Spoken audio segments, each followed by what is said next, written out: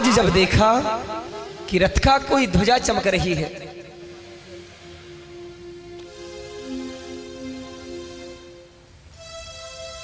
आज जब रथ की ध्वजा को देखा तो सारे ग्वालों को लगा कि आज तो कन्हैया आ रहा है।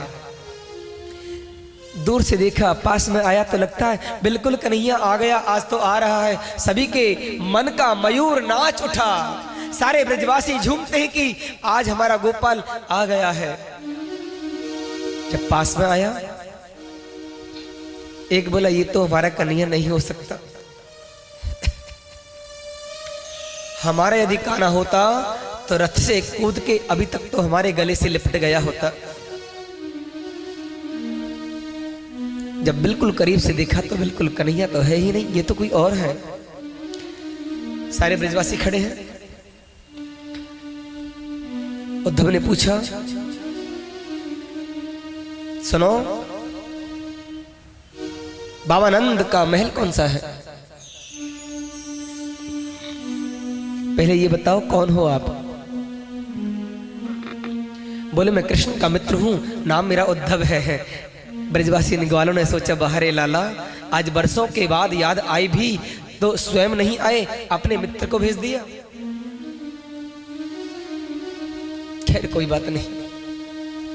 नंदरानी का महल पूछते हो?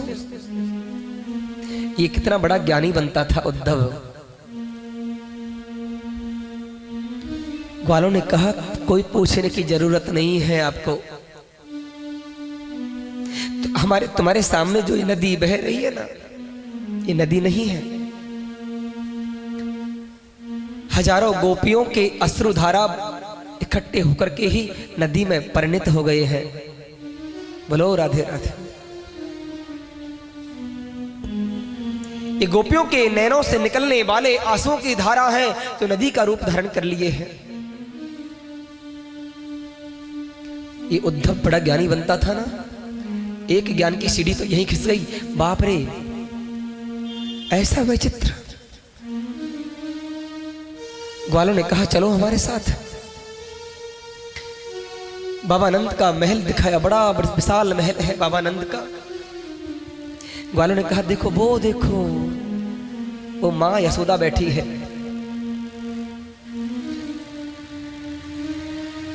मैया यशोदा तुलसी के। उद्धव ने जैसे महल में प्रवेश किया, महलों की दीवारों से जय श्री कृष्ण जय श्री कृष्ण जय श्री कृष्ण जय श्री कृष्ण ध्वनि निकलती है। उद्धव ने देखा, ऐसा वैचित्र, इतना आकर्षण तो मैंने कभी नहीं देखा। माता खोई है अपने लाला के ख्यालों में। उद्धव ने जाके कहा, मां मैं उद्धव हूं, कृष्ण का मित्र हूं। माता को लगा कि मेरा लाला पलना में सोया है, कोई जगाने आ गया। उद्धव से बोली, शांत रहो। क्यों माता? पर अंदर पलना में मेरा लाला सोया है, जोर से बोलोगे तो जाग जाएगा। उद्धव ने कहा, पलना में सोया है? बोला हाँ। लेकिन माता मैं तो उसे मथुरा छोड़ के आया हूं। बोले नहीं, पलना में सो रहा है। उद्धव की दूसरी ज्ञान की सीढ़ी यहां खिसक गई। हाथ जोड़ के बोला, मां पहले तो आप मुझे उस बात के लिए क्षमा करो जो मैं आपको समझता था, आप वो नहीं है। अरे आपके तो चरणों की रज के कण के बराबर भी मैं नहीं। मां आप दिखा सकती हो लाला कहाँ है? बोले हाँ, आओ मेरे साथ। अंदर गई, अब पल्ला के पास खड़ी हुई। पल्ला में गोपाल को नहीं देखा तो धड़ाम से गिर पड़ी। बोल, मैं भी कितनी अभागी हूं उद्धव। हर बार मुझे ऐसा लगता है कि लाला पल्ला में सोया है, लेकिन एक ही चरित्र याद आता है उसका। उद्धव, लोला जब छोटा सा था ना लाला, तो मैं उसे नहलाती, मोर पंख बांध देती उसके सिर से, पीरी कसौटी पहनाती, पैरों में पायजेब पहना देती और वो छम छम करते घूमता था। आधी रोटी पर माखन रख देती। उस माखन को पता है एक दिन कौआ ले गया छीन के, रोटी को ले गया छीन के। एक एक चरित्र याद आता है उसका कि धूरी भरे अति सुंदर श्याम जो, तैसी बनी सिर सुंदर चोटी। धूरी भरे अति सुंदर श्याम जो, तैसी बनी सिर सुंदर चोटी। खेलत खात फिरे अंगना, पग पैंजनी बाजती पीरी कछोटी। या छवि को रस खान बिलो, हरी हाथ सोले गयो माखन रोटी। ऐसे ऐसे चरित्र को मैं याद करती हूँ गोपाल, भुला नहीं सकती उसको। चल छोड़, ये बता मेरा लाला कैसा है। भैया तुम्हारा लाला बहुत अच्छा है, हर पल तुम्हारी ही याद करता है और तुम्हारे ही समाचार के लिए मुझे भेजा है। अच्छा तो है ना? उसे ठीक से खाना खिलाना बेटा, उसे अपने आप खाने की आदत नहीं है। मैं रोज उसे खिलाती थी, 11 वर्ष का हो गया तब भी रोज अपने हाथों से खिलाती थी कि खा ले। उसे अकेले खाना नहीं आता था, ग्वाल वालों को खिलाता जरूर था मगर खाता नहीं था। सुबह से निकलता शाम को आता था, फिर भी कहता मैया भूख लग रही है खिला देना। माँ एक बात बताओ, अब मैं चलने की आज्ञा चाहता, क्योंकि अभी मुझे किशोरी जी सो राधा से मिलना है, गोपियों से मिलना है।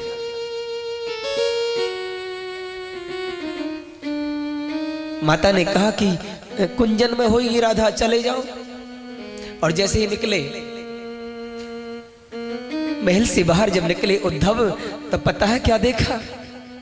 रास्ते में गौशाला पड़ती थी, गौशाला में झांक के देखा तो गाय देखा। थोड़ा आगे बढ़े तो क्या देखती? वृक्ष से पानी टपक रहा है।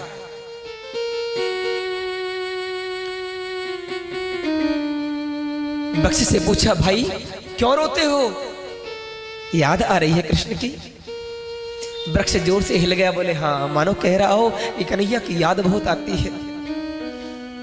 थोड़ा आगे बढ़े तो एक वृक्ष के नीचे गोपियां बैठी है और बीच में राधा रानी बैठी है वृक्ष की ओट से। और उद्धव देखते हैं, उद्धव ने अपने आप को दिखाया नहीं। गोपियां कहती कि किशोरी जी आज तो स्वप्न मैंने देखा, कन्हैया जी आए और बछड़े को खोल गए, बछड़ा आया और मेरी गाय के सारे दूध को पी गया। एक गोपी बोली मैं जब सुबह सुबह पानी भरने जा रही थी ना, तो कन्हैया पता नहीं कहां से आए, एक कंकर उठा के मटकी में मारी, मटकी फूट गई और मैं सबकी सब भीग गई। एक गोपी बोली किशोरी जी आपको स्वप्न नहीं आता? आपको स्वप्न नहीं आता? किशोरी जी ने कहा कि तुम कितनी भाग्यशाली हो गोपियों। अरे कम से कम तुम स्वप्न में गोपाल को देख तो सकती हो। अरे मुझे तो जिस दिन से कन्हैया जी गए हैं उसी दिन से मेरी सारी नींद को भी तो ले गए हैं, और नींद नहीं तो कैसा स्वप्न।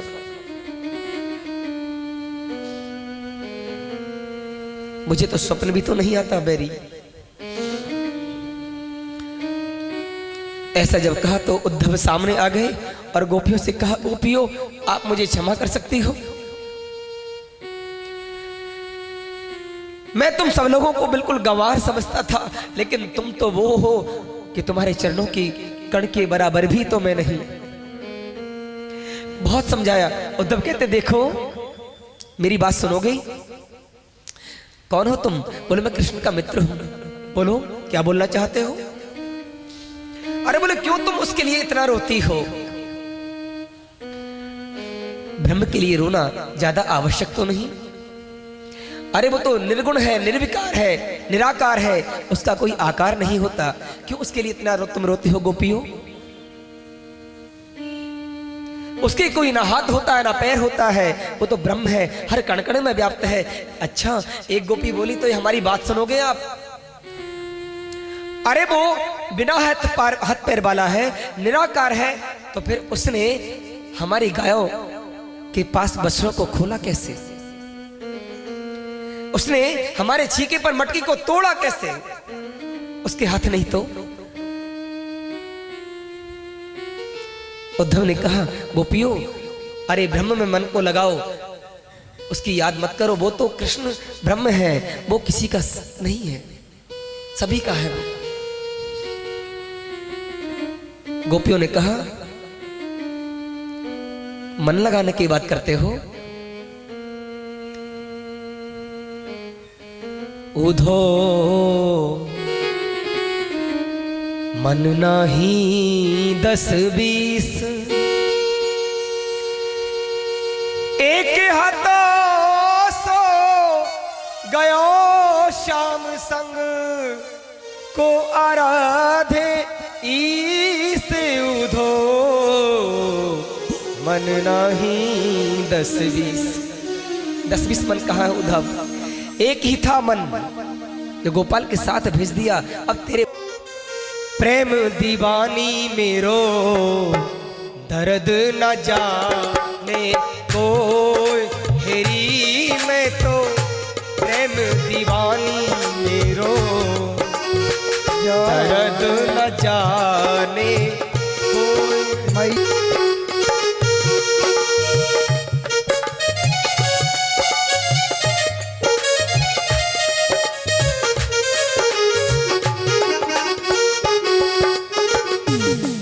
हेरी मैं तो प्रेम दीवानी में हो दर्द न जाने कोई, हेरी मैं तो प्रेम दीवानी में हो दर्द न जाने कोई।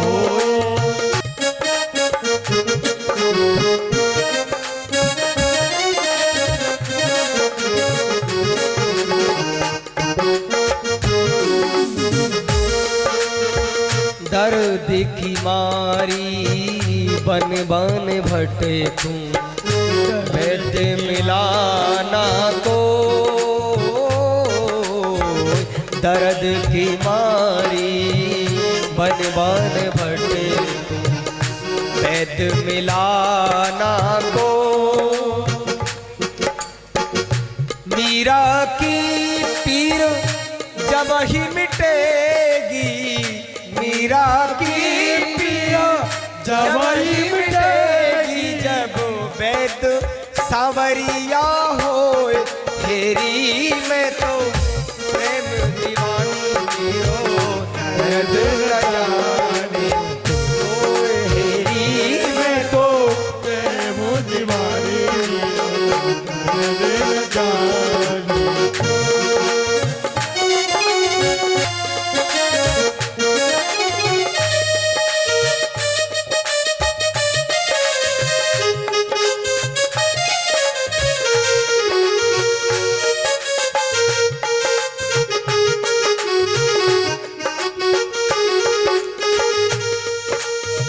सोली ऊपर सेज पिया की, मिलना किस विधि हो। सोली ऊपर सेज हमारी, सोबन किस विधि हो। हाँ, सोली ऊपर सेज हमारी, सोबन कैसे विधि हो। सोली ऊपर सेज हमारी, सोबन कैसे विधि हो। गगन मंडल पर सेज पिया की, गगन मंडल पर सेज पिया ना किस विधि हो तेरी, मैं तो प्रेम दीवानी मेरो दर्द न जाने तेरी, मैं तो प्रेम दीवानी मेरो दर्द न जाने।